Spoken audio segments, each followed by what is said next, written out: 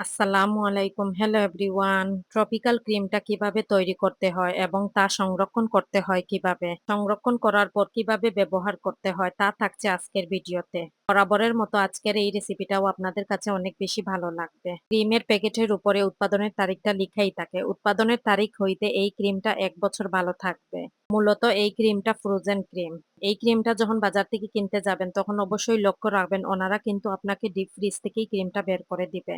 স্ক্রিনে হয়তো আপনারা দেখতেই পাচ্ছেন হাতের সাহায্যে দুই পাশে ধরে প্যাকেটের মুখটা খুলে নিচ্ছি। প্যাকেটটা খোলার পর ১ কাপ ক্রিম নিয়ে নিব, কারণ এই ১ কাপ ক্রিম আমি আপনাদের সামনে তৈরি করে দেখাবো। বর্তমান সময়ে হুইপ ক্রিমের এতটাই দাম বেড়েছে যে ট্রপিক্যাল ক্রিমটা ব্যবহার না করে কোনো উপায় নেই। বর্তমানে দামে কম হিসাবে ক্রিমটা অনেক বেশি ভালো, টেস্টটাও মাশাল্লাহ অনেক বেশি ভালো, স্টিফনেসটাও অনেক বেশি ভালো। আপনারা যদি প্যাকেটের মধ্যে ক্রিমটা রাখতে না চান তাহলে এয়ারট্রেক বক্সে ভরে ক্রিমটা রেখে দিতে পারেন। কিচেন টাওয়াল দিয়ে আমি প্যাকেটের মুখটা খুব ভালো করে মুছে নিয়েছি, তারপর একটি স্টাপলারের সাহায্যে খুব ভালো করে মুখটা সিল করে নিচ্ছি, কোনোভাবেই যেন ক্রিমের মধ্যে বাতাসটা ঢুকতে না পারে। এখানে হয়তো আপনারা দেখতেই পেয়েছেন প্যাকেটের মুখটা আমি কিভাবে স্টাপলার দিয়ে সিল করে নিয়েছি, আর আবারও একটা কিচেন টিস্যু নিয়ে খুব ভালো করে মুছে নিয়েছি। স্টিপের সাহায্যে এখন খুব ভালো করে প্যাকেটের মুখটা পেঁচিয়ে নিব। আর এই ক্রিমের দামটা আপনাদের এলাকা ভিত্তিক দামটা কম বেশি হতে পারে। যারা ভিডিওটা ফেসবুক পেজ থেকে দেখছেন প্লিজ আমার ফেসবুক পেজটা ফলো দিবেন, এবং যারা ইউটিউব থেকে দেখছেন আমার ইউটিউব চ্যানেলটা সাবস্ক্রাইব করার অনুরোধ রইল। কথা না বাড়িয়ে চলুন তাহলে শুরু করা যাক। যে বাটিতে ক্রিমটা তৈরি করবেন অবশ্যই বাটিটা যেন শুকনো থাকে। ক্রিমটা অবশ্যই ব্যবহার করার সময় বরফ ঠান্ডা ক্রিমটা ব্যবহার করবেন। একটি ইলেকট্রিক বিটার দিয়ে ক্রিমগুলো বিট করে নিচ্ছি। বিটারের স্পিড হাই থেকে লয়ে রেখে ক্রিমগুলো বিট করে নিচ্ছি। বিটারের স্পিড শুরু থেকে হাইয়ে দেওয়া যাবে না। কিনে হয়তো দেখতেই পাচ্ছেন আমি বিটার দিয়ে ক্রিমগুলো বিট করে নিচ্ছি আর আরেকটা হাত দিয়ে বাটিটা ঘুরিয়ে ঘুরিয়ে বিট করছি। এতে করে কিন্তু ক্রিমগুলো সমানভাবে বিট হবে। এই ক্রিমের মধ্যে কোনো ধরনের আইসিং সুগার এড করতে হয় না, কারণ এই ক্রিমটা তুলনামূলকভাবে অনেকটাই মিষ্টি থাকে। হিটারটা অফ করে দিয়ে বাটির চারপাশে কিছুটা ক্রিম লেগে আছে একটি স্প্রেচুলারের সাহায্যে বাটির ক্রিমগুলো ক্লিন করে নিচ্ছে। এই ক্রিমটা পার্সোনালি আমার কাছে অনেক বেশি ভালো লেগেছে, আপনাদেরকে কি বলবো। এই ক্রিমটা এতটাই বেশি স্টিফ হয়, সাথে সাথে ক্রিমের মধ্যে কালারটা মিক্সিং করলেও ক্রিমটা গলে যাওয়ার একটুও চান্স থাকে না। যে কোনো ধরনের কালার এই ক্রিমের সাথে মিক্স করা যায়, যেমন Redman branded plus semi jail colour এই ক্রিমের সাথে মিক্স করে আপনারা ডেকোরেশন করতে পারবেন।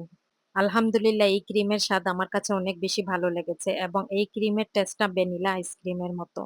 আপনারা ট্রাই করতে পারেন, আশা করি আপনাদের কাছে অনেক বেশি ভালো লাগবে। এই ক্রিমটা যেহেতু ফ্রোজেন ক্রিম, এই ক্রিমটা কেনার পর অবশ্যই আপনারা ডিপ ফ্রিজে সংরক্ষণ করতে হবে। ক্রিমটা 30 থেকে 40 মিনিট আগে ডিপ ফ্রিজ থেকে ক্রিমটাকে নামিয়ে রাখবেন। ক্রিমটা যখন অল্প কিছুটা নরমাল হয়ে আসবে তারপর এই ক্রিমটা দিয়ে আপনারা কাজ করতে পারবেন। ক্রিমটা দিয়ে কাজ করার সময় অবশ্যই কিন্তু ক্রিমটা যেন বরফ ঠান্ডা অবস্থায় থাকে। ডিপ ফ্রিজ থেকে ক্রিমটাকে বের করার পর আপনারা যদি ক্রিমটা একবারে নরমাল হয়ে আসার পর ব্যবহার করেন তাহলে ওই ক্রিমটা কিন্তু পারফেক্ট ভাবে স্টিফ হবে না। তাই বরফ ঠান্ডা ক্রিমটা অবশ্যই ব্যবহার করতে হবে। আবারও বিটারটা অফ করে নিয়েছি, কারণ একটি স্প্যাচুলারের সাহায্যে বাটির ক্রিমগুলো উপর নিচ করে নিচ্ছি। বিটার দিয়ে যখন ক্রিমগুলো বিট করব তখন খুব সহজেই ক্রিমগুলো সমানভাবে বিট হবে। আপনারা যদি বিটারের স্পিড শুরু থেকে হাইয়ে দিয়ে ক্রিমগুলো বিট করেন এতে করে কিন্তু ক্রিমটা পারফেক্ট ভাবে বিট হবে না এবং ক্রিমটা ওভারবিট হয়ে যাবে। আর এই ওভারবিট ক্রিম দিয়ে আপনারা কোনো ধরনের ডিজাইন বা ডেকোরেশন করতে পারবেন না। তাই বিটারের স্পিড শুরু থেকেই হাই থেকে লয়ে রেখে ক্রিমটা বিট করে নেবেন। প্রথমে বিটারের স্পিড একে রেখে ১ থেকে ১.৫ মিনিটের মতো ক্রিমগুলো বিট করে নিয়েছি। এভাবেই আমি বিটারের স্পিড ধাপে ধাপে বাড়াবো। এইভাবেই বিট করে নিচ্ছি ৫ থেকে ৬ মিনিটের মতো। পরের ২ মিনিট আমি বিটারের স্পিড ২ এ রেখে বিট করে নিচ্ছি।